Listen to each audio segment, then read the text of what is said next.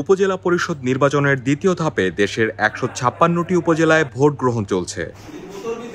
মঙ্গলবার সকাল ৮টায় ভোট গ্রহণ শুরু হয়, চলবে বিকাল ৪টা পর্যন্ত।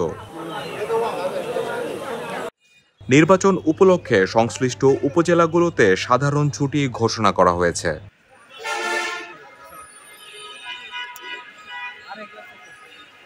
(১৫৬টি উপজেলায় ভোটার সংখ্যা ৩,৫২,০০,০০০-এর বেশি।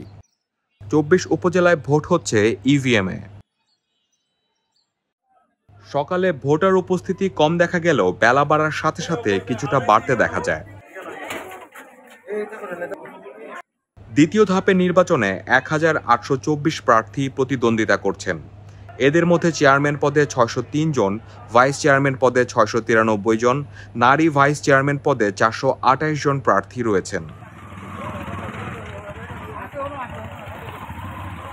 অন্যান্য রাজনৈতিক দলগুলো কোনো প্রার্থী না দেওয়ায় স্বতন্ত্র প্রার্থীদের মধ্যে ভোটের লড়াই হচ্ছে, যাদের বেশিরভাগই ক্ষমতাসীন আওয়ামী লীগের।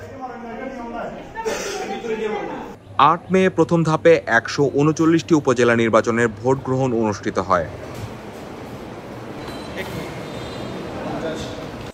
আগামী ২৯ মে তৃতীয় ধাপে ১১১টি উপজেলা এবং ৫ জুন সর্বশেষ চতুর্থ ধাপে ৫৫টি উপজেলায় ভোট গ্রহণ হবে।